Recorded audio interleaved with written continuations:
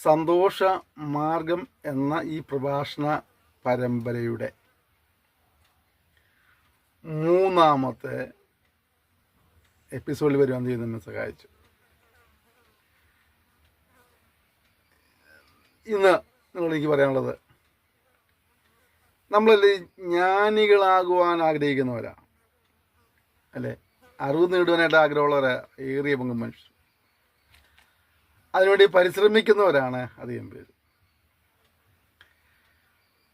നമ്മൾ നേടുന്ന അറിവ് മറ്റൊരാൾക്കും തട്ടിയെടുക്കാൻ കഴിയില്ല.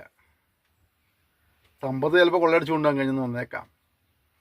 എന്നാൽ നമ്മൾ നേടുന്ന അറിവ് ആർക്കും കൊള്ളയടിക്കാൻ കഴിയില്ല. അപ്പം അതുകൊണ്ട് എത്രമാത്രം അറിവ് നേടുവാൻ കഴിയുന്നുവോ നേടുക, അതൊരിക്കലും നമുക്ക് നഷ്ടമായി പോവില്ല. പക്ഷെ ഏതൊരു കാര്യത്തിലും നല്ലൊരു ആരംഭം നമുക്ക് ആവശ്യമാണ്, അല്ലെങ്കിൽ ഒരു അടിസ്ഥാനമുണ്ടായിരിക്കണം അല്ലേ? അടിസ്ഥാനമില്ലെങ്കിൽ അതിൻ്റെ മുകളിലേക്ക് നമുക്ക് വിജയകരമായ രീതിയിൽ ഒരു പണി പൂർത്തീകരിക്കാൻ കഴിയില്ല.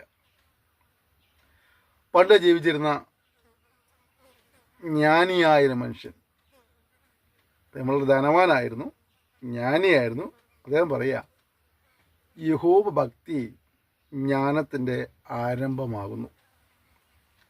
അപ്പോൾ ശരിയായ ജ്ഞാനം നേടുവാൻ നമുക്ക് ദൈവഭയം, ദൈവഭക്തി അനിവാര്യമാണ്. പുരാതന കാലത്ത് ജീവിച്ചത് മറ്റൊരു മനുഷ്യൻ ഇങ്ങനെ പറഞ്ഞിട്ടുണ്ട്, കർത്താവിനോടുള്ള ഭക്തി തന്നെ ജ്ഞാനം, ദോഷം അകന്ന് നടക്കുന്നത് തന്നെ വിവേകം. അപ്പോൾ ഉത്തമനായ ഒരു ജ്ഞാനിയാകുവാൻ നമുക്ക് വേണ്ടത് യഹോഭക്തിയാണ്, ദൈവഭക്തിയാണ്. കൂടെ എന്ത് വേണം? ആ ദൈവഭക്തിയിലേക്ക് നമ്മെ നയിക്കുവാനായിട്ട് വരണം. നാം ദൈവത്തോട് ഭക്തിയുള്ളവരായി ദൈവത്തെ ഭയപ്പെട്ടും അനുസരിച്ചും ജീവിക്കേണ്ടത്. അപ്പോൾ ആ അറിവ് നേടുവാനായിട്ടുള്ള ഒന്നാമത്തെ പടി എന്താണ്? ദൈവഭക്തരായി ജീവിക്കുക എന്നുള്ളതാണ്. അവിടെ തന്നെ മറ്റൊരു കാര്യം പറയുന്നത്, ഈ ജ്ഞാനം വർദ്ധിക്കുന്നതോടൊപ്പം തന്നെ ജീവിത രൂപീകരണവും അനിവാര്യമാണ്. ചിലർക്ക് ജ്ഞാനമുണ്ടെങ്കിലും ജീവിതത്തിൽ അവർ ഉത്തമന്മാരായിരിക്കുവാൻ കഴിയുന്ന വരികയില്ല. അറിവുള്ള പലരും ചിലപ്പോൾ വിവരക്കേട് ചെയ്യുന്നത് നമ്മൾ കണ്ടിട്ടുണ്ട്. അപ്പോൾ അറിവ് നേടുന്നതോടൊപ്പം തന്നെ നമ്മൾ എന്ത് ചെയ്യണം? ജീവിത രൂപീകരണം നടത്തുന്നത് ആവശ്യമാണ്. അപ്പോൾ അതിനുള്ള മാർഗം ദൈവത്തെ ഭയപ്പെട്ട് ജീവിക്കുന്നതിലൂടെ നമുക്ക് അറിവ് നേടാം. പിന്നെ എന്താണ്? ദോഷം വിട്ട് അകലുന്നതിലൂടെ നമുക്ക് ജീവിത രൂപീകരണം ലഭിക്കും.